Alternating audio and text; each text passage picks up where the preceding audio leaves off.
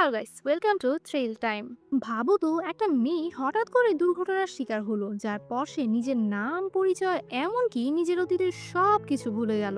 জ্ঞান ফেরার পর সে নিজেকে আবিষ্কার করলো একটা অচেনা গ্রামে, যেখানে সবাই তাকে চিনলেও সে কাউকে চিনতে পারছিল না। আর আশেপাশে ছিল একটাই ছেলে, যে আবার দাবি করছিল সে নাকি তার বয়ফ্রেন্ড। কিন্তু সত্যিই কি সে মেয়েটার বয়ফ্রেন্ড, নাকি তার অতীতে লুকিয়ে আছে অন্য কিছু?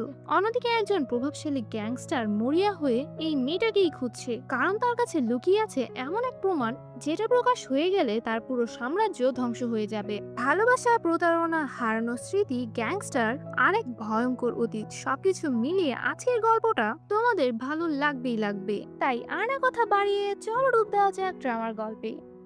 তো গল্পের শুরুতেই আমরা আমাদের মেইন ফিমেল লিডকে দেখি। তার চোখ খুলে একটা হাসপাতালের বেডে। ঘুম থেকে উঠে সে কিছুই বুঝতে পারে না তার সাথে আসলে কি হয়েছে, আর সেই হাসপাতালে কিভাবেই বাসলো কিছুই তার মনে পড়ছিল না। সে ডাক্তারকে বলে, ডাক্তার, আমার তো মনে হচ্ছে আমি পাগল হয়ে গেছি, আমার কিছু মনে পড়ছে না আমি কে। ডাক্তার তখন বলে যে হ্যাঁ, তুমি পাগল হয়ে যাবে না, তুমি পাগল হয়ে গেছো অলরেডি। তোমার অ্যামনেশিয়া হয়েছে, অর্থাৎ তোমার সত্যি মেমোরি লস হয়েছে, তোমার স্মৃতি সব চলে গেছে, যেটা কম বেশি আমরা মুভি টুভিতে দেখেছি সেম ওইরকম। এটা শুনে সে আবার জিজ্ঞেস করে ডক্টরকে যে আচ্ছা, আমার নামটা তো অন্তত আপনি বলতে পারবেন। ডক্টর তখন বলে যে না, আমরা গত এক সপ্তাহ ধরেই তোমার পরিচয় বের করার চেষ্টা করছি। তুমি পুরো এক সপ্তাহ ধরেই এই হাসপাতালে অজ্ঞান হয়ে পড়েছিলে, আর এইমাত্র তোমার জ্ঞান ফিরলো। কিন্তু দুর্ভাগ্যজনকভাবে এই এক সপ্তাহে তোমাকে নিতে কেউই আসেনি, তোমার খোঁজ খবরও কেউ নেয়নি। তার মানে তুমি একদম একা, তোমার হয়তো আপন বলতে কেউই নেই। এই কথা শুনে তো সে একদম অবাক হয়ে যায়। এরপর ডাক্তার আরো একটা কথা বলে, তিনি বলেন ব্যাপারটা হলো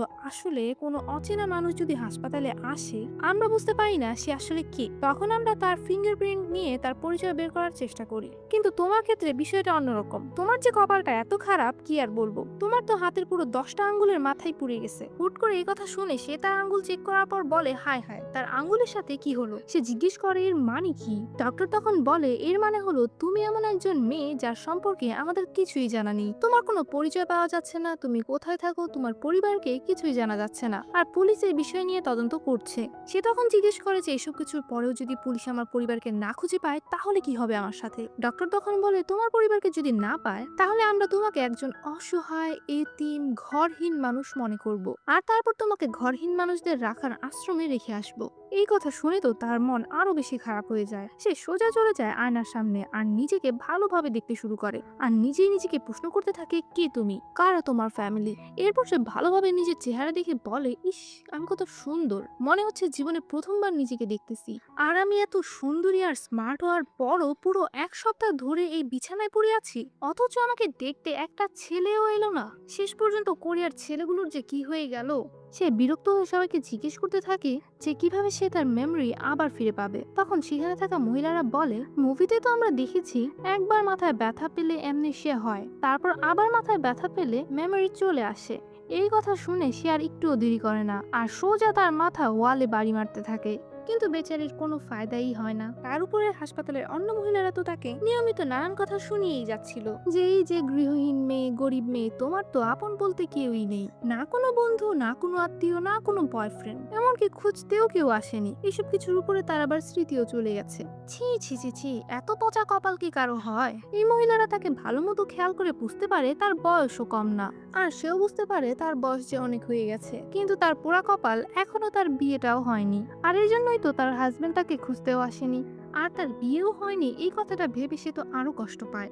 কষ্টে দুঃখে সে গডের কাছে প্রার্থনা করতে থাকে যে কোনো একজন মানুষ আমার কাছে চলে আসুক, শুধু আমাকে এই হাসপাতাল থেকে বের হওয়ার একটা রাস্তা দেখিয়ে দিক। আর তারপর ফাইনালি তার এই দোয়া কবুল হয়ে যায়। অনেকদিন পর প্রথমবারের মতো তার ভাগ্যে ভালো কিছু আসে। সে মহিলাদের কাছ থেকে জানতে পারে তার নাকি একটা বয়ফ্রেন্ড আছে। সে যখন নিজের মাথায় বাড়ি মেরে পড়ে গিয়েছিল তখনই তার বয়ফ্রেন্ড এসেছিল, কিন্তু বেচারি অজ্ঞান হয়ে থাকায় তার বয়ফ্রেন্ডকে দেখতেই পারেনি। কিন্তু সমস্যা নাই, সে আবার আসবে। মহিলাগুলো এটাও বলে যে তার বয়ফ্রেন্ড নাকি অনেক হ্যান্ডসাম, তাদের মতে তার বয়ফ্রেন্ড নাকি পোলা তো নয়, পুরাই আগুনেরই গোলা। তো এই কথা শুনে তো সে একদম খুশিতে আত্মহারা। সে তার এই এক্সাইটনেস যে কই রাখবে, মনে মনে সে ভাবতে থাকে তার বয়ফ্রেন্ড আসলে দেখতে কেমন হবে। লম্বা চওড়া, হ্যান্ডসাম, একদম মাসেলওয়ালা একটা কিউট ছেলে। কারণ সে নিজেই যখন এত সুন্দরী তাহলে তার বয়ফ্রেন্ডও নিশ্চয়ই তার মতো স্মার্ট আর হ্যান্ডসাম হবে। তো এই ধারণা নিয়ে সে তার চুলটুলি একটু ঠিক করতে থাকে আর নিজেকে একটু গুছিয়ে নেয়, কারণ এখনই আসতে যাচ্ছে তার বয়ফ্রেন্ড। আর ঠিক তখনই দরজা দিয়ে একজন অসম্ভব সুন্দর হ্যান্ডসাম একটা ছেলে ভেতরে ঢোকে। আর এই ছেলেকে দেখে তো ফিল্মি স্টাইলে তার চুল উঠতে থাকে, সে পুরাই ফিদা। কিন্তু ঠিক তখনই পাশের ওয়ার্ডের এক বয়স্ক মহিলা তাকে দেখে বলে, আরে গরিব ঘরহীন মাইয়া, এত খুশি হয়ে লাভ নাই, এই হ্যান্ডসাম পোলা তোমার বয়ফ্রেন্ড না, আমার নাতি। তো এই কথা শোনার পর তার মনটা আবার একটু খারাপ হয়ে যায়। এরপর সেই মহিলাগুলো বলতে থাকে, কে জানি আসছে, কে জানি আসছে। সে তখন আবারও চুল টুল ঠিক করে ঠিক মতো বসে, আর এইবারও দৌড়ে এক হ্যান্ডসাম ছেলে তার দিকে আসছিল। কিন্তু সে যখন পা থেকে মুখের দিকে তাকায় তখন সে অবাক হয়ে যায়, কারণ এটা তো ডাক্তার। সে ডাক্তারকে দেখে বলে, আপনি একটু অন্য জায়গায় গিয়ে বসেন না, আপনাকে ছাড়া তার কাউকে দেখাই যাচ্ছে না, আমি আমার বয়ফ্রেন্ডের জন্য অপেক্ষা করতেছি, বুঝতে পারছেন? ডাক্তার তখন বলে যে, চিন্তা করো না, তোমার বয়ফ্রেন্ড আমার পেছনেই আসছে, ও এখনই আসবে। এই কথা শুনে সে আবার এক্সাইটেড হয়ে যায়, এইবার তো শিওর আসবে। আবার নিজেকে ঠিক করে দরজার দিকে তাকায় থাকে, কিন্তু এইবার দরজা দিয়ে যে ছেলেটা ঢোকে তাকে দেখে তো আমাদের নায়িকার মুখের হাসিই ভ্যানিশ হয়ে যায়। ছেলেটার অবস্থা দেখে মনে হচ্ছিল সে কয়েকদিন ধরে রাস্তায় ঘুরে বেড়াচ্ছে, কাপড় চোপড় একেবারে এলোমেলো, চেহারার তো কোনো অবস্থাই নেই। এই ছেলেটাকে দেখে আমাদের নায়িকা ভাবতে থাকে, না না না না না না না, এই চামচিকার মতো দেখতে ছেলেটা আমার বয়ফ্রেন্ড হইতেই পারে না। তখন ছেলেটা কিছু একটা বলতেই যাচ্ছিল, নায়িকা মনে মনে ভাবতে থাকে, না না না না, প্লিজ বইলো না যে তুমি আমার বয়ফ্রেন্ড। কিন্তু শেষমেশ ছেলেটা তাকে বলেই দেয় যে, আমি তোমার বয়ফ্রেন্ড, তুমি কি আমাকে চিনতে পারছো না? আর এই কথা শুননা তো আমাদের নায়িকা কান্না কইরা দেয়, যে এই ফকিন্নির পোলার মতো দেখতে ছেলেটা কেমনে আমার বয়ফ্রেন্ড হইতে পারে। তার কান্না দেখে পাশ থেকে ডক্টর বলে, এটা তোমার খুশির কান্না তাই না?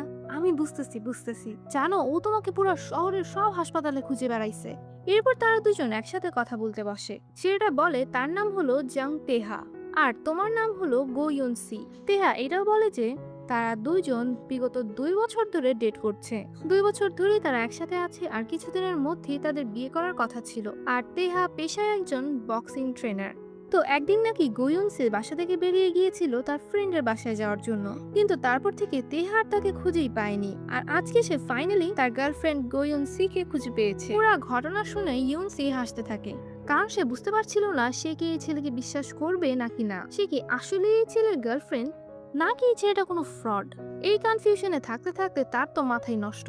এরপর সে তেহাকে বলে, আমার বিশ্বাস হয় না তুমি আমার বয়ফ্রেন্ড, কারণ আমি কখনো তোমার মতো ছেলেদেরকে পছন্দই করতাম না। তাছাড়া তুমি কি নিজেকে একবার আয়নায় দেখছো আমি কত সুন্দরী, আর আমার বয়ফ্রেন্ড কিনা এরকম একটা এলোমেলো ছেলে, এটা তো হতেই পারে না। এইসব শুনে তেহা বলে, তুমি আসলে সবকিছু ভুলে গিয়েছো তো, তাই তোমার কাছে এরকম মনে হচ্ছে। আমি বিষয়টা বুঝতে পারছি, এই হাসপাতালে থাকলে তুমি আরো পাগল হয়ে যাবে। সমস্যা নেই, চলো এখন আমরা বের হই। ইউনসি তখন বলে, 1 মিনিট, আমি তোমার সাথে এভাবে কিভাবে চলে যাব? তুমি যে আমার বয়ফ্রেন্ড এটার কোনো প্রমাণিত দিতে পারলা না, একটা ছবিও দেখাতে পারোনি। তেহা তখন সাথে সাথে তার কাছে থাকা একটা ছবি বের করে ইউনসিকে দেয়। ইউনসি ছবিটা হাতে নিয়ে কিছুক্ষণ দেখে, এরপর বলে, এই ছবি দিয়ে আবার কিভাবে প্রমাণ হয় যে আমি তুমি রিলেশনশিপে ছিলাম? এই ছবিতে তো তেমন কোনো কিছু মনেই হচ্ছে না, আরো ছবি দেখাও। তেহা তখন বলে, আর ছবি নেই। এই কথা শুনে ইউনসি বলে, হ্যাঁ ধরা খাইছো, 2 বছর ধরে আমরা একসাথে আছি আর আমাদের ছবিই নেই একসাথে, মানে মিথ্যা কথা বলার একটা লিমিট থাকে। তেহা তখন বলে, আমার মোবাইল হারিয়ে গিয়েছে, তোমাকে খুঁজতে গিয়ে আমি মোবাইলটা হারিয়ে ফেলেছি। তোমার আমার অনেক ছবি ছিল, সেই সব ছবি ওই ফোনেই ছিল, এখন আপাতত শুধু এই একটা ছবি ছিল যেটা আমি নিয়ে এসেছি তোমাকে দেখানোর জন্য। ইউনসি তখন বলে, আচ্ছা ঠিক আছে, তাহলে আমার পরিবারের কাউকে ফোন করো, আমি তাদের সাথে কথা বলতে চাই। এই কথা শুনে দেহা বলে, আরে এইটাই তো সবচেয়ে বড় সমস্যা, তুমি তো অনাথ, ছোটবেলা থেকে অনাথ আশ্রমে বড় হইছো, তোমার কোনো পরিবার নেই, কোনো আত্মীয় নেই, কেউই নেই যাকে আমি ফোন করে তোমার কথা বলতে পারি। এই কথা শুনে তো ইউনসি একটা বড় ধাক্কা খায় আর বলে, তার মানে এই পুরো পৃথিবীতে আমার পরিচিত বলতে জাস্ট তুমিই আছো, আর কেউই নাই? তেহা তখন বলে যে, হ্যাঁ এখন তোমার জীবনে শুধু আমিই আছি। ইউনসি তখন বলে, হাই হাই, একে তো আমার স্মৃতি চলে গেছে, তার উপরে তুমি যে কোন জায়গা থেকে টপকায় পড়লা, আমি তো মানতেই পারতেছি না যে আমি এতদিন তোমার সাথে রিলেশনশিপে ছিলাম। কেমনে ছিলাম, আমার তো তোমার পছন্দই হইতেছে না। তেহা তখন বলে, তুমি চিন্তা করো না, তোমার স্মৃতি আবার চলে আসবে, চলো সমস্যা নেই। ইউনসি তখন বলে, না ধন্যবাদ, আমার সমস্যাটাই তুমি, তাই তোমার সাথে আমি চাই না যেতে। তোমার জায়গায় যদি অন্য কোনো একটা হ্যান্ডসাম পোলাও চলে আসতো তাইলেও আমি চলে যেতাম, কিন্তু তোমার সাথে যাব না। ঠিক তখনই ডাক্তার মাঝখানে এসে বলে, আমি কি কিছু কথা বলতে পারি, কারণ আজই তোমাকে এই হাসপাতাল থেকে যেতে হবে। আর আর তুমি যদি এই ছেলেটার সাথে না যাও তাহলে আমরা তোমাকে ঘরহীন মানুষ যেখানে থাকে সেখানে পাঠিয়ে দিব। এই কথা শুনে ইউনসি ভয় পেয়ে যায়। সে বলে, কি, কেন? আপনি আমার সাথে একটু সাইডে আসেন, আপনার সাথে কথা আছে। এই বলে সে ডাক্তারকে সাইডে নিয়ে এসে বলে, দেখেন ভাই, আমাকে নিজের বোন মনে করে আমার কথাটা একটু বুঝেন। আপনি কি সত্যি মনে করেন এই ছেলেটা আমার বয়ফ্রেন্ড হতে পারে? মানে আপনি একবার আমার দিকে তাকায় দেখেন, আমি কত সুন্দর আর ও কি, আর আপনারাও কোনো তদন্ত না করে আমাকে ওর সাথে পাঠিয়ে দিচ্ছেন। এটা কোনো কথা? এই ছেলেটাকে তো আমার একদমই বিশ্বাস হচ্ছে না। ডাক্তার তখন বলে যে, আরে আমরা এত বোকা না, আমরা তদন্ত করেছি। আমরা ওকে জিজ্ঞেস করেছিলাম যে সে তোমাকে কিভাবে চিনে আর তুমি দেখতে কেমন, ওইটাও সে একদম হুবহু বলেছে। পাশাপাশি আমরা তাকে জিজ্ঞেস করেছিলাম যে তোমাদের সম্পর্কের কোনো প্রমাণ আছে কিনা। টেহা তখন একটা প্রমাণ দিয়েছিল। ইউনসি তখন বলে, আচ্ছা তাই, কি প্রমাণ? ডক্টর তখন বলে, ও বলেছিল তোমার পাছায় নাকি 3টা তিল আছে, আর ওই 3টা একদম ট্রায়াঙ্গেলের মতো আছে, যার মধ্যে সবচেয়ে টপে যেটা আছে সেটা আবার গ্রিন কালারের। আর সত্যি এটা তোমার আছে, আমরা তো তোমার চিকিৎসা করতে গিয়ে দেখেছিলাম। আর তারপরে আমরা বুঝতে পারছিলাম যে এইসব গোপন কথা তো বয়ফ্রেন্ডই জানতে পারে, তাই ওই তোমার বয়ফ্রেন্ড। এই কথা শুনে ইউনসি তাড়াতাড়ি গিয়ে চেক করে, আর তারপর সে দেখে, আয় হায়, সত্যিই তো।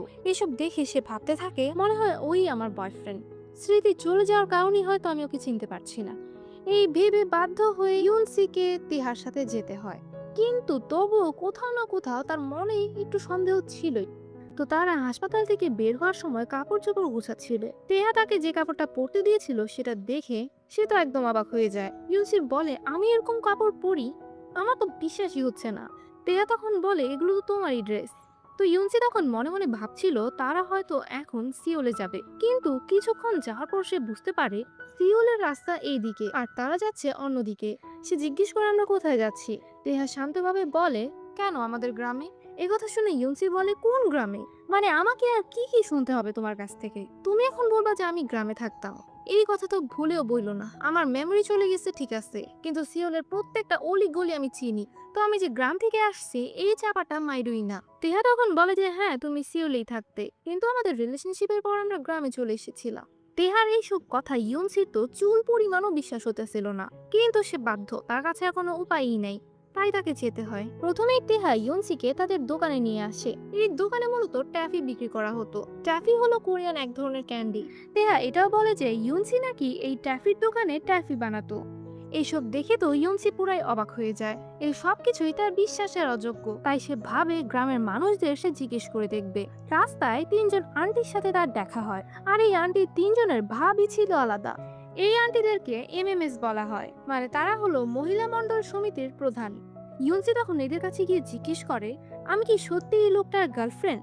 এই কথা শুনে মহিলারা বলে, হ্যাঁ গার্লফ্রেন্ডই তো, তেহার তো তোমাকে কিছুদিন পরেই বিয়ে করার কথা। এইসব শুনে তো ইউনসি একদম অবাক হয়ে যায়। সে বুঝে যায় তেহাই হয়তো এদিকে শিখিয়ে দিয়েছে, তাই সে অনেক বেশি রেগে যায় আর এই মহিলাদের সাথে বেয়াদবি করতে শুরু করে। মহিলাগুলো ভাবতে থাকে, কি বেয়াদব মেয়ে রে বাবা, বড়দের কিভাবে সম্মান দিয়ে কথা বলতে হয় সেটাও জানে না। এরপর তেহা ইউনসিকে সেই জায়গায় নিয়ে যায় যেখানে নাকি অ্যাক্সিডেন্টের আগে ইউনসি ট্যাফি বানাতো তেহার দাদি আর ফুপির সাথে একসাথে মিলে। এই কথা শুনে ইউনসি মনে মনে ভাবে, এবার তো অন্তত সত্যিটা জানতে পারবো।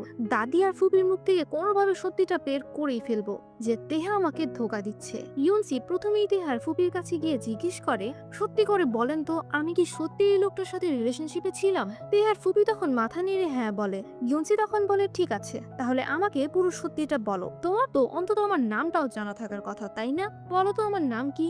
কিন্তু তেহার ফুপি কোনো উত্তরই দেয় না। ইউনসি সেই ফুপিকে বারবার জিজ্ঞেস করে, কিন্তু সে কোনো উত্তরই দেয় না। তখন ইউনসি তেহাকে বলে, এই তো ধরা খাইছো, আর কত মিথ্যা বলবা? হ্যাঁ, ফুপির চুপ করাই বলে দিচ্ছে যে আমি তোমার গার্লফ্রেন্ড না। তেহা তখন বলে, ফালতু কথা বলা বন্ধ করো, তুমি ভুলে গেছো যে ফুপি কথা বলতে পারে না, তিনি বোবা। এই কথা শুনে ইউনসি বলে, ও আচ্ছা, তাহলে তোমার দাদি তো নিশ্চয়ই কথা বলতে পারে, ওনার কাছ থেকে এখন আমি সব সত্যি জেনে নিব। উনি যদি আমার একটা প্রশ্নের উত্তর ভুল বলছে তাহলেই তুমি ধরা খাইছো। এরপর ইউনসি তেহার দাদির কাছে যায়। এরপর সে দাদিকে যখন জিজ্ঞেস করে, বলেন তো আমার নাম কি? এই কথা শুনে দাদি এক ধমক দিয়ে ইউনসিকে বলে, চুপ থাক বুড়ি। ইউনসি তো এই কথা শুনে অবাক হয়ে যায়। সে দাদিকে বলে, কি বললেন আপনি? আপনি আমাকে বুড়ি বলছেন? আপনার সাহস তো কম না? এই কথা শুনে দাদি বলে, এই চুপ, গলা ফাটিয়ে চিল্লানোর ইচ্ছা থাকলে বাইরে গিয়ে চিল্লা। চিল্লাতে চিল্লাতে আমার কান থেকে রক্ত বের করে ফেললো এই বুড়ি। এরপর দাদি তেহাকে বলে, এই বুড়িটাকে এখান থেকে বের করতো। ইউনসি তো একেবারে অবাক হয়ে যায়, এই মহিলার কি ব্রেনে সমস্যা নাকি? তেহা তখন তাকে বোঝায় যে হ্যাঁ, দাদির আসলে ব্রেনে সমস্যা, আর তিনি নিজেকে 16 বছরের একটা কচি মাইয়া মনে করেন, আর বাকি সবাই বুড়ি মনে করেন। এইসব শুনে তো ইউনসি বাইরে এসে তেহাকে বলে, বাহ, ভালোই তো প্ল্যান বানাইছো, একজন বোবা আর একজন পাগলা, এর মানে আমি কাউকে কোনো কিছু জিজ্ঞেসও করতে পারবো না আমার বিষয়ে। তেহা তখন বলে, ধীরে ধীরে তোমার সব স্মৃতি চলে আসবে, তুমি চিন্তা করো না, চলো এখন বাসায় যাই, তোমার রেস্ট নেওয়া উচিত। এই কথা শুনে ইউনসি বলে, বাসা মানে কোন বাসা? তুমি আমি কি এক বাসায় থাকতাম? তেহা বলে হ্যাঁ। ইউনসির এবার বাধ্য হয়ে বাসায় যেতে হয়, কিন্তু তখন হঠাৎই তাদের পালতু কুকুর ইউনসির উপরে ভৌ ভৌ করে ওঠে। ইউনসি তো একেবারে উষ্টা খেয়ে পড়ে যায়। এরপর সে বলে, এইবার তোমার গেম শেষ, এইবার তো ধরে ফেলেছি। তেহা বলে, কি হইছে? ইউনসি তখন বলে, তুমি একটু আগেই বলতেছিলা যে আমরা এই বাসায় একসাথেই থাকতাম, তাহলে তোমার এই কুত্তা আমাকে চেনে, তাহলে আমি ঘরে ঢোকার সময় আমার উপর ভাউ ভাউ করলো কেন? আমি তো ওর পরিচিত হওয়ার কথা।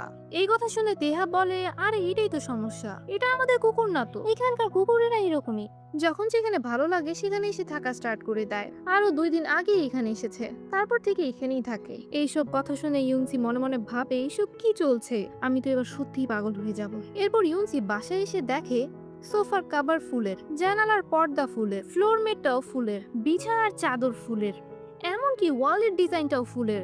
এইসব দেখে ইউনসি বলে, চারিদিকে খালি ফুল ফুল ফুল, এটা কি ঘর নাকি কোনো বাগান? আর এটা কি একটা ফালতু ফুলের কম্বল?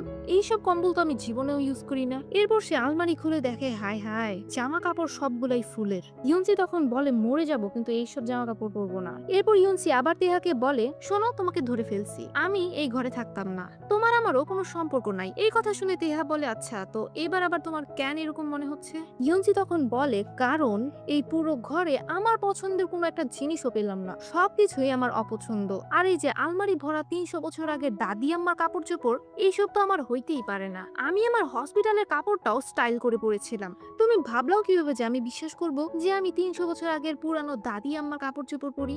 এরপর ইউনসি বলে, আরেকটা বিষয়, তুমি বলছিলে আমরা কিছুদিন পরেই বিয়ে করতে যাচ্ছি, তাহলে আমার বেডরুমে শুধু আমার জিনিসপত্রই কেন থাকবে, তোমার জিনিসপত্র কেন নেই? তেহা তখন বলে, এসব কিছু আসলে আমিই করেছি, কারণ আমি যখন শুনেছি তোমার মেমোরি লস হয়েছে, তখন আমি বুঝে গিয়েছিলাম যে আমি তোমার জন্য একজন অপরিচিত মানুষ, তাই অবশ্যই তুমি আমার সাথে একসাথে থাকতে পারবে না, আর এই জন্যই আমি তোমাকে একটা রুম আলাদা করে দিয়েছি, আর আমার জিনিসপত্র অন্য রুমে নিয়ে এসেছি। এইসব শুনে ইউনসি বলে, ওহ, তার মানে তুমি আমার অনেক কেয়ার করো, তাই না? তেহা তখন বলে, হ্যাঁ। এরপর ইউনসি বলে, আচ্ছা, তো মিস্টার ইউনসি, বলো তো আমাদের দুইজনের ফার্স্ট কিভাবে দেখা হয়েছিল, আমরা রিলেশনশিপে কিভাবে গেলাম? তেহা তখন বলে, আজ থেকে 2 বছর আগে তুমি পাহাড়ে হাইকিং করতে গিয়েছিলে, তখন গাছের পাতায় থাকা একটা ব্যাঙ তোমাকে ভয় দেখানোর জন্য তোমার উপরে লাফ দিছিল, আর তখনই আমি হিরোর মতো এন্ট্রি নিয়ে সেই ব্যাঙের বাচ্চাটার হাত থেকে তোমাকে বাঁচিয়েছি। ব্যাঙটাকে আমি আমার হাতের মুঠোয় ধরে নিয়েছিলাম, আর সেদিন আমার অনেক বেশি হ্যান্ডসামও লাগতেছিল, তাই তুমি সেদিন থেকেই আমার উপরে ফিদা হয়ে গেছিলা, আর তারপর থেকেই তুমি আমার পিছনে পিছনে ঘুরতা। এইসব কথা শুনে ইউনসি বলে, ফালতু কথা বলা বন্ধ করো, তুমি বলতেছো তুমি আমার একটা ব্যাঙের হাত থেকে বাঁচাইছো, আর আমি তোমার উপরে ফিদা হয়ে গেছি, আবার আমি তোমার পিছে পিছে ঘুরছি আর তোমাকে প্রপোজ করছি, মানে চাপা মারার একটা লিমিট থাকে। এরপর তেহা চলে যায় সেই জায়গায় যেখানে সে ছেলেদেরকে বক্সিং শেখাতো, আর এই যে লোকটাকে দেখছো, ইনি তেহাকে আগে বক্সিং শেখাতো, এখন মূলত তারা দুজন মিলেই অন্যদেরকে বক্সিং শেখায়, আর এনার নাম হলো হং দো ইউপ। তো এনার সাথে তিহা কথা বলার সময় গল্পটা পাস্টে চলে যায়, আর এখান থেকে আমরা জানতে পারবো যে এতক্ষণ ধরে আমাদের নায়িকা সত্য ছিল নাকি নায়ক সত্য ছিল। তো পাস্টের এই সিনে দেখা যায় ইউনসি ছিল একজন দাপটি আর ভয় ডরহীন একটা মেয়ে, তার নাম শুনলেই বড় বড় মানুষ ভয় পেত, তবে তার কোনো ফ্যামিলি ছিল না, কিন্তু তবুও নিজের জীবনটা নিজের চেষ্টাতেই তৈরি করেছিল। দেশের বড় বড় দুর্নীতির ঘটনা সবার সামনে তুলে ধরার জন্য সে বেশ পরিচিত ছিল। কাউকে ভয় পাওয়ার মতো মেয়ে ছিল না সে ছিল একজন প্রসিকিউটর, অর্থাৎ একজন বড় উকিল। এর মানে বুঝে গিয়েছো যে এতক্ষণ তিহা যা বলছিল সবটা মিথ্যা ছিল। আর আমরা দেখি তার একটা স্মার্ট বয়ফ্রেন্ডও ছিল।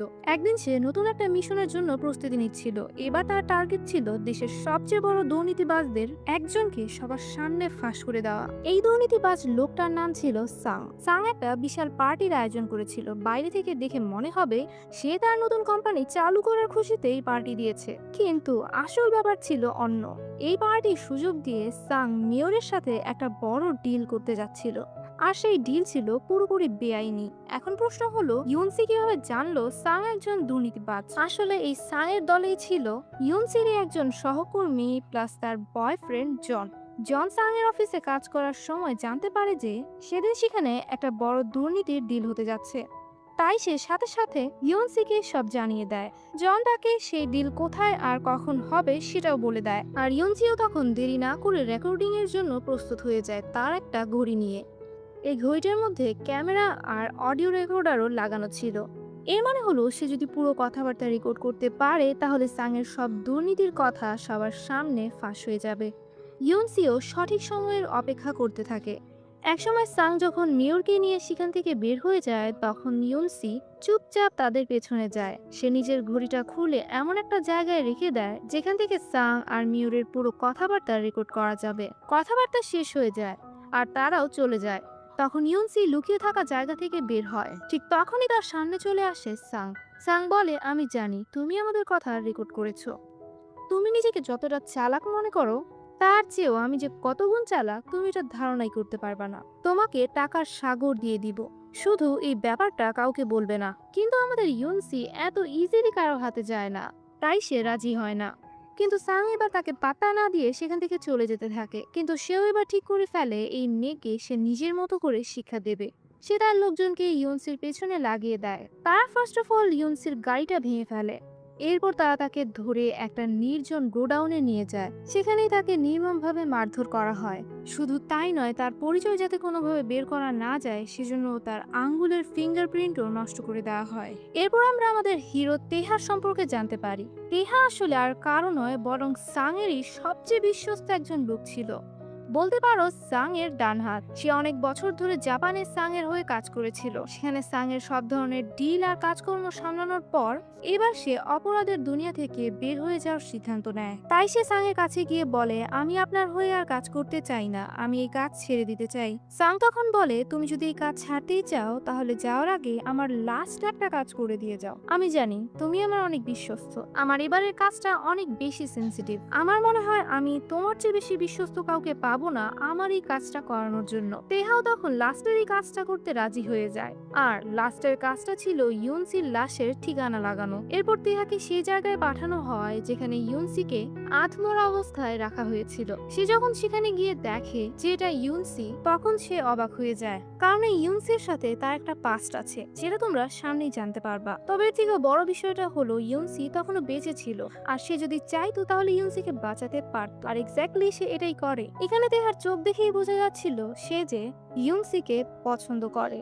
ইউনসিকে যারা মারছিল তেহা তাদেরকে বলে যে তারা যাতে এখন চলে যায়, এটা সাংয়ের আদেশ। এই মেয়েটার লাশকে এখন সেই ঠিকানা লাগাবে। এরপর তারা চলে গেলে তেহা ইউনসিকে গাড়িতে তুলে নেয়। সে সাংকে বলেছিল সে গাড়িটা পুড়িয়ে দিবে, তাহলে কেউ আর ইউনসির লাশটাও খুঁজে পাবে না। কিন্তু আসলে সে অন্য কিছুই করছিল।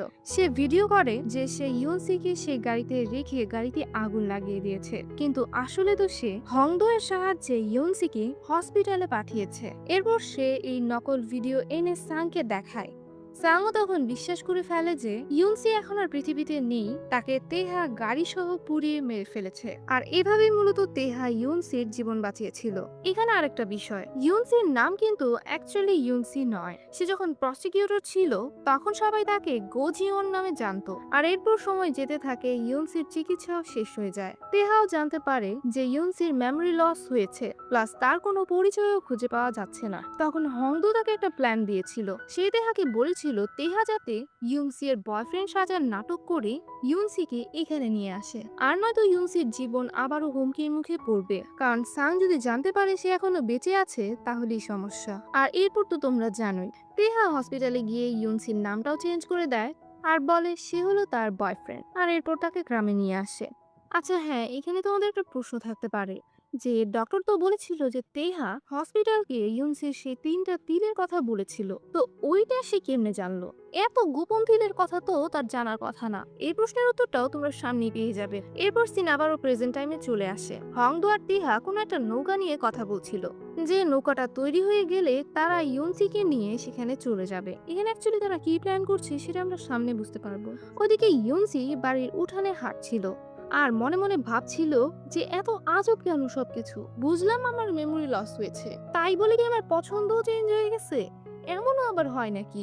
এই বাড়ি তো একটা কোনাও আমার পছন্দ না। কেমনে ছিলাম আমি এই বাড়িতে এতদিন? তখনই হুট করে তার মাথায় একটা প্ল্যান আসে যে সে এবার তেহাকে একটু ট্রাই করে দেখবে। তেহা বাড়িতে ফিরে আসা মাত্র ইউনসি একটা ব্যাঙ ধরে ফেলে। তারপর ব্যাঙটা তেহার সামনে নিয়ে গিয়ে তাকে ভয় দেখাতে থাকে। আর ব্যাঙটা দেখা মাত্রই তেহার অবস্থা খারাপ হয়ে যায়। সে আসলে সত্যিই ব্যাঙকে ভয় পেত। ইউনসি তখন বলে, আরে আরে আরে, তুমি না সেই মহান সাহসী যোদ্ধা যে আমাকে ব্যাঙের হাত থেকে বাঁচিয়েছিলে? তাহলে এখন ব্যাঙ দেখি কেন তোমার হাওয়া বের হয়ে যাচ্ছে? অনেক হয়েছে তোমার মিথ্যা কথা, এবার সত্যি করে বলো, তুমি যদি নিজেই ব্যাঙকে ভয় পাও তাহলে সেদিন আমাকে ব্যাঙের হাত থেকে কিভাবে বাঁচিয়েছিলে? আর তুমি বলছিলে যে আমি নাকি ব্যাঙ দেখে ভয় পাইছি, দেখো আমি কি সুন্দর ব্যাঙটাকে আমার হাতের উপর রাখছি। তেয়া তখন বলে, কি আজব কথা, আমি ব্যাংকে কেন ভয় পেতে যাব? আমি তো তোমাকে ভয় পাইছি, তুমি হুট করে আমার সামনে চলে আসছিলা। আর তাছাড়া ডাক্তার বলছিল মেমোরি লস হলে অনেক কিছু চেঞ্জ হয়ে যায়, হতে পারে তোমার ভয়টাও চেঞ্জ হয়ে গেছে। ইউনসি তখন বলে, এসব ফালতু কথা বলা বন্ধ করো। আচ্ছা একটা কথা বলো, আমরা দুইজন তো 2 বছর ধরে একসাথে আছি তাই না? তেহা তখন বলে হ্যাঁ। ইউনসি তখন বলে, ঠিক আছে তাহলে এটাতে তো তোমার কোনো আপত্তি থাকার কথা না। এই বলে সে তেহাকে কিস করে ফেলে। বেচারা তেহা তো একদম জমে যায়। আয় হায়, এটা কি হয়ে গেল? এইখানেই ফার্স্ট এপিসোডটা শেষ হয়ে যায়। এরপর সেকেন্ড এপিসোডটা শুরু হয় সেখান থেকে যেখানে ফার্স্ট এপিসোডটা শেষ হয়ে গিয়েছিল। তেহা ইউনসিকে তাড়াতাড়ি দূরে সরিয়ে দেয়। ইউনসি তখন বলে, আমরা দুজন যদি সত্যি রিলেশনশিপে থাকি তাহলে আমাদের মধ্যে এটা আগে হওয়ার কথা। তাহলে তুমি এত লজ্জা আর ভয় পাচ্ছ কেন? মনে হচ্ছে ফার্স্ট টাইম। সত্যি করে বলো তো, তুমি আমাকে কিডন্যাপ করনি তো? তুমি যে আমার বয়ফ্রেন্ড না এটা তো আমি 100-এর মধ্যে 100% শিওর। টিয়া তখন বলে যে না না, এরকম কিছু না, সে শুধু হঠাৎ করে এরকম করা একটু ঘাবড়ে গিয়েছে। এরপর সে বলে, দাঁড়াও আমি তোমার জন্য খাবার নিয়ে আসছি। এই বলে সে দ্রুত সেখান থেকে চলে যায়। বেচারা টিয়া শরমে একদম লাল লাল হয়ে গেছে। সে এত শরম পাইছে মনে হয় আর 3 দিন ইউনসির সামনেই সে যেতে পারবে না। এই জন্য সে চলে যায় হংদোর কাছে। ওইদিকে হংদো তার বউয়ের সাথে কিস করার প্রস্তুতি নিচ্ছিল। তখনই মাঝখানে টিহা এসে কাবাব মে হাড্ডি হয়ে যায়। এটা হলো হংদো এর ওয়াইফ দোজিয়ং।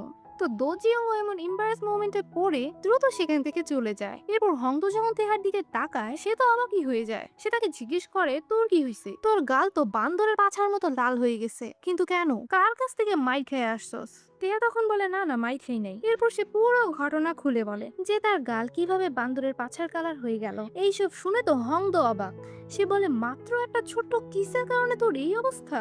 আর একটুর কারণে তোর পুরো সিক্রেটটাই রিভিল হয়ে যেত। আচ্ছা বল, এটা কি তোর ফার্স্ট টাইম কিস ছিল? তেহা তখন বলে, এইসব কথা জিজ্ঞেস করে না, আমি মিথ্যা কথা বলতে পারবো না। হংদো বলে, হ্যাঁ হ্যাঁ জানি, ভুলটা আসলে আমারই। তোরে বক্সিং এর পাশাপাশি আমার এইসবও একটু শেখানো উচিত ছিল।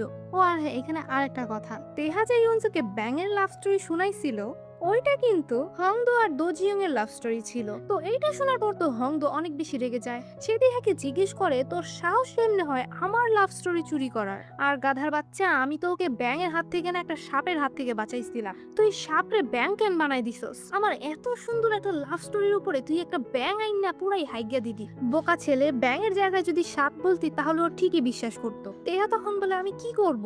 মিথ্যা কথা আমি বলতে পারি না, জাস্ট আমার মুখের মধ্যে যা আসছিল সব পক পক করে বলে দিছি। এরপর হংদো তেহাকে জিজ্ঞেস করে, ওই প্রসিকিউটর অ্যাকচুয়ালি কে? আর ওর সাথে তোর সম্পর্কটাই কি? ওরে বাঁচানোর পিছনে তুই কেন তো উঠে পড়ে লাগছস? তেহা তখন বলে, আপনি ইউনসিকে আগে থেকেই চেনেন। আর এখানে আমরা একটা পাস্টের সিন দেখি। আসলে তেহা আর ইউনসি সেম স্কুলে ছিল, তারা আগে একে অপরের পরিচিতও ছিল। এরপর হঠাৎ করে তারা কিভাবে জানি আলাদা হয়ে যায়। এরপর তাদের আর দেখা হয়নি, কিন্তু 8 বছর আগে তাদের লাস্ট আরেকবার দেখা হয়েছিল। সে সময় তেহা জাপানে ছিল আর সে মিস্টার সাং এর হয়েই কাজ করছিল, যার কারণে সে কিছু লোকদের সাথে মারামারি করে আর সে সেই ফাইটে জিতেও যায়। কিন্তু পরবর্তীতে সেই গুন্ডাগুলো তার উপরে আবার হামলা করে যখন সে একা ছিল। সেই সময় জাপানে ইউনসিও ঘুরতে এসেছিল, তবে সেখানে তেহাকে চিনতে পারছিল না। তাও সে তেহার বিপদ দেখে তাকে তার বাইক দিয়ে দূরে নিয়ে যায়, অর্থাৎ তার জান বাঁচায়। কিন্তু এখানে ইউনসি কিন্তু তেহাকে চিনতে পারছিল না। তার কাছে মনে হয়েছে সে জাস্ট একটা স্ট্রেঞ্জারের হেল্প করেছে, যে তার নিজ দেশি অর্থাৎ কোরিয়ান। কিন্তু তেহা এখানে ঠিকই ইউনসিকে চিনে ফেলেছিল। সেদিন তারা জাপানের শহর থেকে অনেকটা দূরে চলে এসেছিল, তাই তারা সেদিন রাতটা বাহিরে একসাথেই কাটায়। ইউনসি তখন খেয়াল করে তেহার হাত কেটে গিয়েছে। সে ভাবে হয়তো সেই গুন্ডাদের কাছ থেকে বাঁচতে গিয়ে তার হাত কেটে গিয়েছে, কিন্তু আসল কথা তো হলো সেই গুন্ডাদেরকে মারতে গিয়ে কেটে গেছে। যাই হোক, ইউনসি তার ব্যান্ডেজ করে দেয়। তেহা তখন তাকে জিজ্ঞেস করে, তুমি কি সবসময় তোমার কাছে ব্যান্ডেজ রাখো? ইউনসি তখন বলে, হ্যাঁ, কারণ আমি বাইক চালাই তো মাঝে মাঝে উষ্টা খেয়ে পড়ে যাই, এই জন্য রাখতে হয়। তো সেদিন রাতে তাদের মধ্যে অনেকক্ষণ কথা হয়। ইউনসি মূলত এখানে একটা সোলো ট্রিপে এসেছে, কারণ তার নাকি ব্রেকআপ হয়ে গেছে। সে তার প্রথম ভালোবাসাকে ভোলাতেই মূলত এখানে এসেছে। ইউনসি বলে, প্রথম ভালোবাসা ভুলানো অনেক বেশি কষ্টকর, তাই না? এ কথা শুনে তেহা তার ছোটবেলার কথা মনে পড়ে যায়। সে সময় যে আসলে তেহা তাকে পছন্দ করতো এটা তো 100% শিওর। কিন্তু এখন কেন ইউনসি তেহাকে চিনতে পারছে না সেটা আমরা সামনে জানতে পারবো। এরপর হাঁটতে হাঁটতে ইউনসি অনেক কথা বলে যে তার নাম নাকি গোজীবন, কিন্তু তার আসল নাম নাকি ইউনসি। সে বলে আসলে তার জন্ম হওয়ার পরই নাকি তার মা তাকে একটা অনাথ আশ্রমে রেখে গিয়েছিল। তখন সেই অনাথ আশ্রমের একজন মহিলা তার নাম দিয়েছিল গোজীবন, আর এটাই ছিল তার সার্টিফিকেটের নাম। কিন্তু পরবর্তীতে সে তার মায়ের ডায়েরি থেকে জানতে পেরেছিল তার নাম ইউনসি। তো ইউনসি তখন আরো বলে যে ইউনসি নামটা কত সুন্দর, তাই না? আমি বিশ্বাস করি আমার মা আমাকে অনেক ভালোবাসতো, আর নয়তো কি আমাকে এত সুন্দর নাম দিত। তেহা তখন বলে যে হ্যাঁ, ঠিক বলছো। এরপর ইউনসি তেহাকে জিজ্ঞেস করে, তুমি কি কাজ করো? তেহা তো আসলে পেশায় সে সময় সাংগিলের একজন গুন্ডা, তাই সে কি বলবে বুঝতে পারছিল না। তখন ইউনসি বলে, আচ্ছা আর যাই হও, গুন্ডা হইও না, কারণ আমি এখন ল নিয়েই পড়ছি, আর কিছুদিন পরেই আমি একজন প্রসিকিউটর হয়ে যাব, আর সব গুন্ডাদের মেরে সাইজ করে ফেলবো। তারা হাঁটতে হাঁটতে দেখে জায়গাটা আসলে অনেক সুন্দর, তাই ইউনসি তখন তেহার সাথে একটা ছবিও তোলে, আর এই ছবিটাই মূলত সে ইউনসিকে পরবর্তীতে দেখিয়েছিল। এরপর তারা যায় একটা বিচে, সেখানে বসেও তারা অনেকক্ষণ গল্প করে। আর এই সময় ইউনসি তাকে তার ছোটবেলার একটা মজার ঘটনা বলে যে সে যখন ছোট ছিল তখন একটা মেয়ে ক্লাসে বসে একটা কলম দিয়ে তার ব্যাগে গুতা মেরে দিছিল, আর সেখানে আগে থেকেই দুইটা তিল ছিল, যার কারণে সেখানে একটা ট্রায়াঙ্গেল শেপ হয়ে গিয়েছিল, আর সেই উপরে তিলটা গ্রিন কালার হয়ে গিয়েছিল। এই ফানি স্টোরি বলে সে হাসতে থাকে। তো এখন নিশ্চয়ই তোমরা বুঝতে পারছো তেহা আসলে এই তিলের কথা কিভাবে জানলো। এইভাবে তো সেদিন তারা অনেক গল্প করতে করতে ইউনসি তেহার কাঁধেই মাথা রেখে ঘুমিয়ে গিয়েছিল বিচের পাশে। তেহাও তখন সারা রাত সেভাবেই বসেছিল। এরপর সকাল হয়, ইউনসি ঘুম থেকে উঠলে বুঝতে পারে সে তেহার কাঁধে মাথা রেখে ঘুমিয়ে গিয়েছিল। আর সেদিন ইউনসিরও তেহাকে অনেক ভালো লেগে গিয়েছিল। সেদিনের রাতটা তারা দুজনেই অনেক এনজয় করেছিল। কিন্তু এবার চলে আসে বিদায়ের পালা। ইউনসি তখন তেহাকে বলে কোরিয়াতে ফিরে যাওয়ার পর তারা কি আবার দেখা করতে পারে। তেহা তখন শরমে কি বলবে কিছুই বুঝতে পারছিল না। ইউনসি তখন বলে যে না, কোনো প্রয়োজনে না, এমনি আর কি। তেহা তখন বলে যদি আমাদের আবার কখনো দেখা হয় তাহলে আমি তোমার এই উপকারের প্রতিদান অবশ্যই দেব। ইউনসি তখন বলে ঠিক আছে, তোমার ওয়াদা ভুলে যেও না। এই বলে সে তেহাকে বাই দিয়ে তার বাইক নিয়ে চলে যায়। বেচারা তেহা তখন কিছু বলতে চাইলেও বলতে পারছিল না। এরপর সিন আবারও প্রেজেন্ট টাইমে চলে আসে। ইউনসি এখনো বাসায় বসে ভাবছে যে তেহা কি আসলেই তার বয়ফ্রেন্ড নাকি না। আর ওদিকে তেহা বাড়িতে ফিরে আসে, কিন্তু তার আর সাহস হয় না ইউনসির সামনে যাওয়ার, তাই সে বাহিরে বসে থাকে। এরপর সকাল হলে সে ইউনসির কাছে যায় আর বলে চলো ব্রেকফাস্ট করবে। ইউনসি তখন বলে যে না, আমি খাবো না। খাবারের মধ্যে তুমি কি মিলিয়ে রাখছো কে জানে। তেহা তখন বলে আমার উপর বিশ্বাস না করলে এই যে নাও টাকা, নিজে কিছু কিনে খেয়ে নাও, তবুও খালি পেটে থেকো না। ইউনসি তখন সে টাকা নিয়ে নেয়। তেয়া তখন বলে আমি একটু জরুরি কাজে আজকে বাইরে যাচ্ছি, তাই বাসায় আজকে দোজিউং নামের একজন আসবে, তুমি তার সাথেই বাসায় থাকবে। এরপর ইউনসি দোজিউংকেও জিজ্ঞেস করে যে সে কি তাকে আসলেই চেনে। দোজিউং তখন বলে হ্যাঁ, কেন চিনবো না, তোমার সাথে অনেকদিন পরে দেখা হলো। তেহা সেদিন স্যুট পরে বাইরে যাচ্ছিল। ইউনসি তখন বলে প্রথমবার এটি কোনো ভালো কাপড়ে দেখলাম। দোজিউং তখন বলে হ্যাঁ, আমার হাজবেন্ডও যখন স্যুট পরে তখন তাকেও একদম মুভির হিরোর মতো লাগে। এই কথা শুনে ইউনসি বলে ওহ তাই নাকি। এরপর তারা দুজন একটু বাইরে বের হয়। দোজিউং তখন ইউনসিকে বলে এখানে ঝাল ঝাল এটা পাওয়া যায়, ওইখানে ঝাল ঝাল ওইটা পাওয়া যায়, বলো তুমি কোনটা খাবা। ইউনসি তখন বলে আপনি বললেন আমাদের নাকি আগেও দেখা হয়েছে, কিন্তু আপনি আমার বিষয়ে এটাও জানেন না যে আমি ঝাল খাবার পছন্দ করি না। হসপিটালে থাকা অবস্থায়ও আমি ঝাল খাবার খাইনি। দোজিউং তখন বলে তুমি তো টোফু পোকি পছন্দ করো, তাহলে চলো ওইটাই খাই। এটা শুনে ইউনসি অবাক হয়ে যায়। আসলে ইউনসি সেই 8 বছর আগে টোফুপোকের কথা তেহাকে বলেছিল আর তেহা দোজিয়ংকে বলেছে। এরপর দোজিয়ং তার বাড়িতে ইউনসিকে নিয়ে আসে আর হংদোর সাথেও তার দেখা করিয়ে দেয়। আর এখানেই সেই ইউনসি বুঝতে পারে এদের মধ্যে আসলে কতটা প্রীতি। সে তখন দোজিয়ংকে জিজ্ঞেস করে, ও তাহলে এইটা হলো আপনার সেই ফিল্মি হিরো? আমার হাজবেন্ড তো একদম হিরোর মতো দেখতে। ইউনসি তখন মনে মনে বলে, কোনো হিরো যদি এই কথা শুনে ফেলতো তাহলে বেহুশ হয়ে যেত।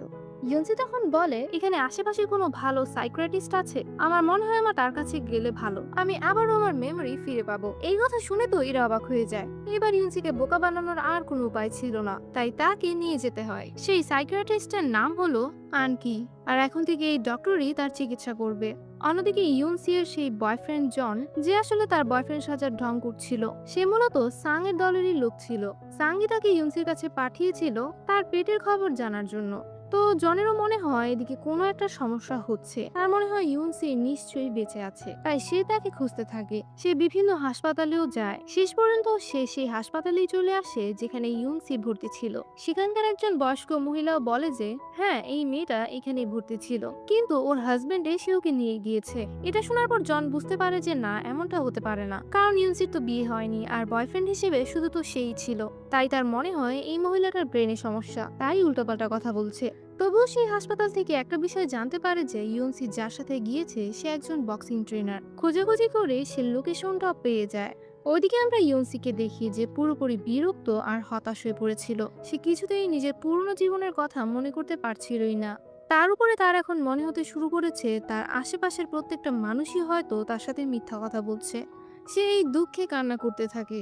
তেয়া তখন ইউনসিকে বোঝায় যে সে জানে সে ইউনসির টাইপের ছেলে না, কিন্তু তবু সে ইউনসিকে অনেক ভালোবাসে। তখনই সে পাশ থেকে জনকে আসতে দেখতে পায়। জন আসলে খুঁজতে খুঁজতে এখানে চলে এসেছিল। তেয়া তখন কি করবে বুঝতে না পেরে ইউনসিকে বলে, আমাদের সেদিনের কিসটা অনেক আজব ছিল, তাই সেটা ভুলে যাও আর এটা মনে রাখবে। এই বলে সে ইউনসিকে কিস করে, আর এখানে এপিসোড 2 শেষ হয়ে যায়। এরপর থার্ড এপিসোড শুরু হয় সেখান থেকে, যেখানে তেহা ইউনসিকে কিস করেছিল। সে মূলত এখানে জনকে দেখতে পেয়ে ইউনসিকে কিস করেছিল, যাতে জন মনে করে এটা অন্য কেউ। আর তখন জনও ইউনসির চেহারা দেখতে পাচ্ছিল না, কিন্তু তার ড্রেস দেখতে পায়। তখন তার একটা পাস্টের কথা মনে পড়ে, যখন সে আর ইউনসি রিলেশনশিপে ছিল। ইউনসি সবসময় দামি দামি কাপড় চোপড় পরতো, সে কখনো এইসব নর্মাল কাপড় চোপড় পরা পছন্দ করতো না। তাই জন এবার শিওর হয়ে যায় যে এই মেয়েটা ইউনসি নয়, তাই সে সেখান থেকে চলে যায়। আর এদিকে ইউনসি তোর কিস খেয়ে একদম শরমে শেষ। তেহা তখন বলে, যাক তোমার কান্নাটা তো থামলো। এরপর তেহা ইউনসিকে বাড়িতে নিয়ে এসে তার জন্য খাবারও বানিয়ে দেয়। এরপর রাতে যখন ইউনসি ঘুমোতে যায়, তখন ইউনসির তেহার বলা আজকের কথাগুলো মনে পড়ছিল, প্লাস তার কিসটাও বারবার তার মনে পড়ছিল। সে মনে মনে ভাবতে থাকে, ইস কেন যে আজকে তেহা সুর পরে আসলো, এখন ওর কথা খালি বারবার মনেই পড়ছে। এরপর সে মনে মনে নিজেকেই বলে, আমি মনে হয় তেহাকে পছন্দ করছি। এরপর সে বিছানা থেকে উঠে বসে আর বলে, না না না না না, আমার এত সহজে ওর উপর গলে গেলে চলবে না, ও আমার বয়ফ্রেন্ড হইতেই পারে না।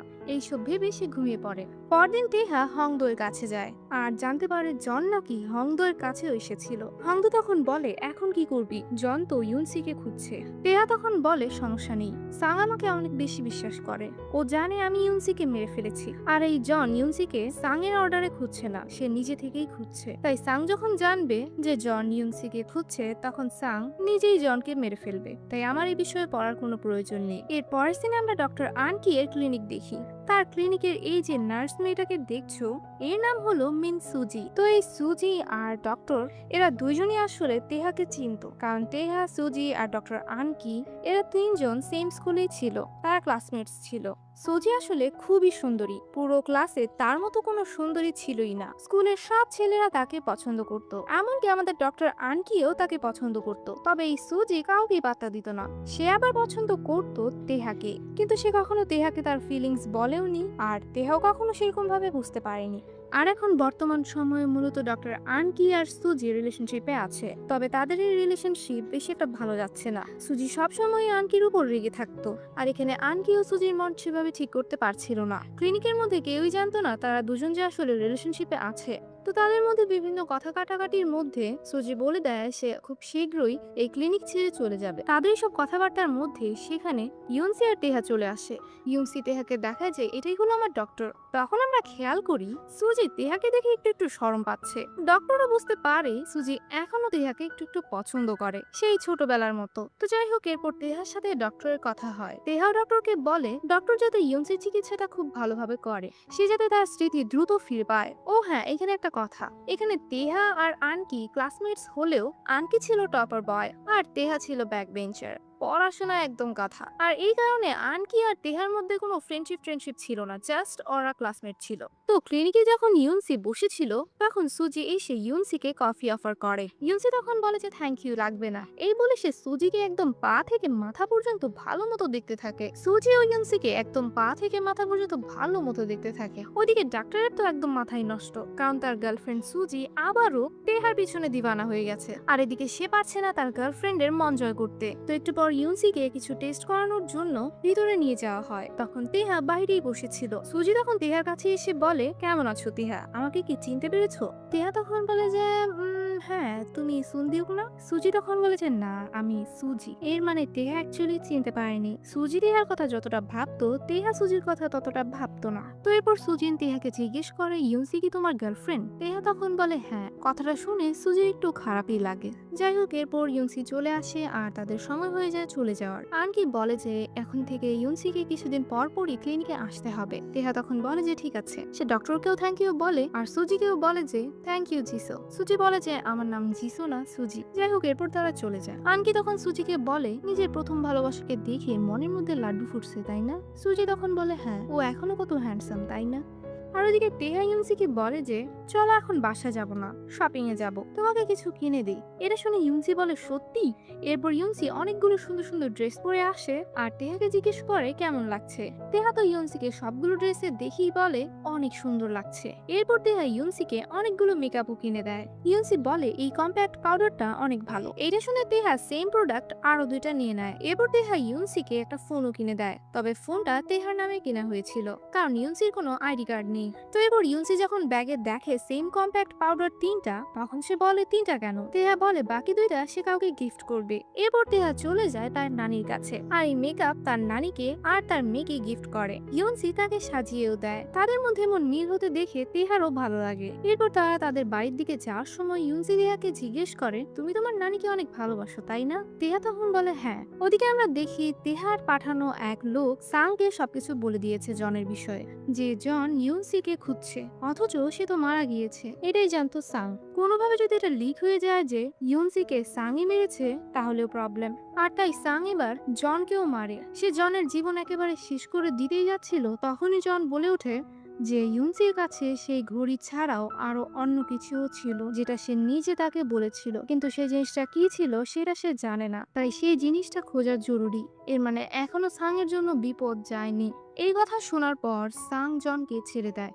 ওইদিকে ইউনসি সুন্দর জামা পরে মেকআপ করে টেহার কাছে আসে আর টেহা তো তাকে এই লুকে দেখে তার দিকে হা করে তাকিয়ে থাকে। ইউনসি তখন বলে এত মেকআপ কিনেছি কেন? লাগানোর জন্যই তো, আমাকে দেখে আমার খুব ফিদা হয়ে যেও না আবার। এরপর তারা যখন খেতে বসে ইউনসি টেহাকে বলে আচ্ছা ঠিক আছে যাও, মানলাম তুমি আমার বয়ফ্রেন্ড, কিন্তু আমি তো সিওলও থেকে ছিলাম, তাই না? তাহলে তুমি আমাকে সিওলে নিয়ে যাও, হতে পারে সেখানে গিয়ে আমি আমার পুরনো স্মৃতি আবার খুঁজে পাবো। টেহা তখন বলে যে না, এমনটা হবে না, কারণ সিওলে তুমি অনেক আগে থাকতে, অনেকদিন ধরেই তুমি আমার সাথে এই গ্রামেই আছো। এরপর টেহা ইউনসিকে বলে তুমি কি স্কুটি চালাবে? ইউনসি বলে কি স্কুটি? আমি স্কুটি চালাতে পারি?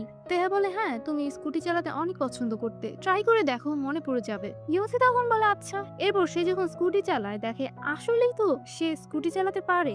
এরপর তারা স্কুটি নিয়ে অনেক এনজয় করে। সেদিন তারা স্কুটি নিয়ে অনেক ঘুরে ফিরে, অনেক সুন্দর সুন্দর ছবি টবি তোলে আর দিনটা অনেক এনজয় করে কাটায়। এরপর ইউনসি টেহাকে জিজ্ঞেস করে আচ্ছা আমার কি কোনো সোশ্যাল মিডিয়া অ্যাকাউন্ট ছিল না? আমি ইউনসি নামে সার্চ করেছিলাম কিন্তু আমি তো আমার অ্যাকাউন্ট খুঁজে পেলাম না। টেহা তখন বলে আমি আসলে জানি না তোমার অ্যাকাউন্টের বিষয়ে। ইউনসি তখন বলে 2 বছর ধরে আমরা একসাথে আছি আর তুমি আমার বয়ফ্রেন্ড হওয়া সত্ত্বেও আমার অ্যাকাউন্টে চিনো না। হ্যাঁ দেখছো, এই কারণে আমার তোমার উপরে সন্দেহ হয়। এর পরের সিনে আমরা এমএমএ শান্তিকে দেখি। সেখানে তারা বাচ্চাদের ভিডিও গেমস খেলা নিয়ে কথা বলছিল যে আজকালকার বাচ্চারা তো সারাদিনই ভিডিও গেমস খেলে। ইনি হলেন এমএমএস এর হিজা আন্টি। তো হিজা আন্টি বলে তার ছেলেও নাকি প্রতিদিন গেম খেলার জন্য বাইরে চলে যায়। সেখানে বসে থাকে একটা ছোট্ট ছেলে, যেও প্রতিদিন গেম খেলতে যেত। সে বলে, কই না তো, হিজা আন্টির ছেলে তো গেম খেলতে আসে না। এই কথা শুনে তো হিজা আন্টি একটু অবাক হয়ে যায় যে তার ছেলে গেম খেলতে না গেলে কোথায় যায়। ওইদিকে আমরা ইয়নসিকে দেখি, সে এখন সারাদিন বসে বসে টিভি দেখে। টিভিতে সে একটা স্পেশাল টুনা সুশির ভিডিও দেখে, আর এটা দেখে সে মনে মনে ভাবতে থাকে, ইস এটা কত ইয়াম্মি। এরপর সে এই টুনা সুশি ইনস্টাগ্রামে সার্চ করার পর সে অবাক হয়ে যায়, কারণ ইনস্টাগ্রামের একটা ছবিতে এই টুনা সুশির সাথে সেও ছিল, আর তার সাথে একটা মেয়েও ছিল। সে ভালো মতো চেক করে দেখে এটা সেই। ক্যাপশনে লেখা ছিল বেস্টি। এর মানে এই মেয়েটা তার বেস্ট ফ্রেন্ড। সে ছবিতে দেখতে পায় সে অনেক দামি কাপড় পরে আছে, প্লাস তার কাছে অনেক দামি ব্যাগও আছে। দেখেই বোঝা যাচ্ছিল সে কতটা ধনী। এরপর সে তার বেস্ট ফ্রেন্ডের আইডিতে তার আরেকটা ছবি দেখতে পায়, সেটা নিচে গোজিবং লেখা ছিল। এটা দেখে সে অবাক হয়ে যায় যে তার নাম কি আসলে গোজিবং, কিন্তু তেহা তো তাকে ইউনসি বলেছিল। এরপর ইউনসি দ্রুত গিয়ে তার আলমারি চেক করে। সে দেখে সেখানে কোনো দামি জামা কাপড়ই ছিল না। ছবিতে সে যত ধরনের দামি জামা কাপড় আর দামি ব্যাগ নিয়েছিল, এগুলোর কোনোটাই তার ঘরে ছিল না। এবার তেহার প্রতি তার সন্দেহ আরো বেড়ে যায় যে তেহা তার বয়ফ্রেন্ড না। এই বিষয়টাই জানাতে সে দৌড়ে তেহার বক্সিং জিমে যায়, আর সেখানে গিয়ে সে দেখতে পায় হিজা আন্টি এসেছে আর তার ছেলেও সেখানে ছিল। আসলে তেহা তো হিজা আন্টির ছেলেকে বক্সিং শেখাতো, আর হিজা আন্টি এখন এটা ধরে ফেলেছে। তাকে তার ছেলে প্রতিদিন ভিডিও গেম খেলার কথা বলে এখানে এসে বক্সিং শিখতো, আর হিজা আন্টি একদমই পছন্দ করতেন না বক্সিং। তাই তিনি তার ছেলের পাশাপাশি তেহাকেও অনেক বকাঝকা করে। তার মতে বক্সিং এ ভালো হলে ফিউচারে গিয়ে শুধুমাত্র একজন ভালো গুন্ডাই হওয়া যায়, যেমনটা তুমি হয়ে গিয়েছিলে তেহা। তুমি তো ন্যাশনাল লেভেলেও গিয়েছিলে, কিন্তু কি হয়েছো? একজন গুন্ডাই। আর এখন আমার ছেলেকে ওইসব শিখাচ্ছ, তাকেও তোমার মতো গুন্ডা বানানোর জন্য। দরজার পেছনে থাকা ইউনসি এই সব কিছু শুনে ফেলে। এসব শুনে তার তো একদম রুখ কেঁপে ওঠে যে তেহা একজন গুন্ডা, সে এতদিন একটা গুন্ডার সাথে ছিল। এসব ভেবে তার কান্না চলে আসে। এখানেই থার্ড এপিসোডটা শেষ হয়ে যায়। এই ড্রামার মোট 12টা এপিসোড আছে, সবগুলো আমি পার্ট ওয়াইজ এক্সপ্লেইন করে দিব। নেক্সট পার্ট দেখতে হলে আমার কমেন্ট বক্স বা ডেসক্রিপশনে যাও, সেখানে আমি পার্ট 2 এর লিংক দিয়ে দিব, অথবা আমার প্লেলিস্টে যাও যেখানে তোমরা সবগুলো ভিডিওর পার্ট পেয়ে যাবে। আই হোপ গাইস তোমাদের কাছে এই ড্রামাটা অনেক বেশি ভালো লেগেছে। যদি ভালো লেগে থাকে তাহলে ভিডিওটাতে একটা লাইক করে দিও, আর থ্রিল টাইমকে সাবস্ক্রাইব করে দিও, আর এত সুন্দর ড্রামা তোমার ফ্রেন্ডদের সাথেও শেয়ার করে দিও। দেখা হবে পার্ট 2 তে। Bye bye.